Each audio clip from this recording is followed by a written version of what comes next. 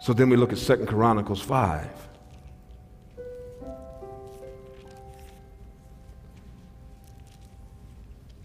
One of the most incredible examples recorded of the glory of God manifested. In 2 Chronicles, the 5th chapter, verse 11, it says, "And when the priest came forth from the holy place, for all the priests who were present had sanctified themselves without regard to divisions," it says, "and all of the Levitical singers, they all came together with their instruments, 120 priests, blowing trumpets in unison."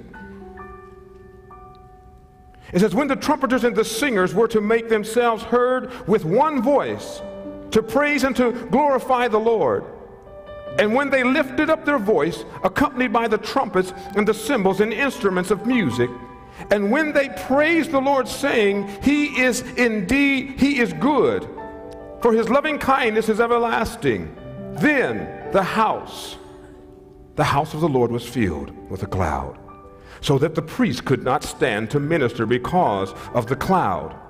For the glory of the Lord filled the house of God." And then you go to 2 Chronicles chapter 7. It says this, "Now when Solomon had finished praying, fire came down from heaven and consumed the burnt offering and the sacrifices. And the glory of the Lord filled the house. And the priest could not enter into the house of the Lord because the glory of the Lord filled the house.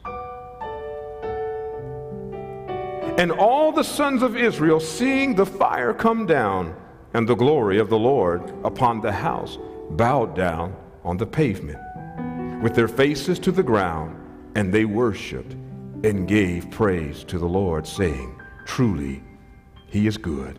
Truly, His loving kindness is everlasting." So once again, there's this incredible worship experience.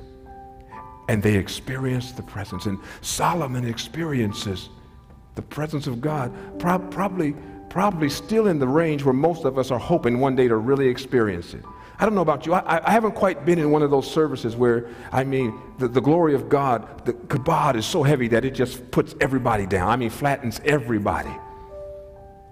Gotten close, but not quite like that.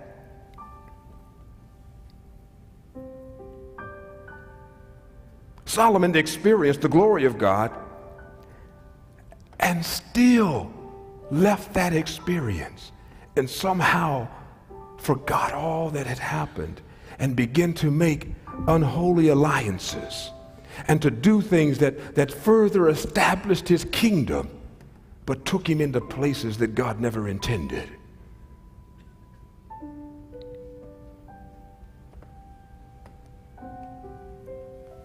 And so there's another place that we've got to go. You can experience the glory of God and still fall short of God's desire and His will for your life. Seeing the glory is not enough. Experiencing the glory is not enough. We must embrace His glory.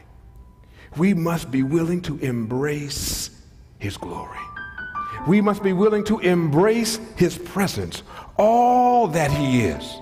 Not the part that we want, not just the feel-good part, but the consuming part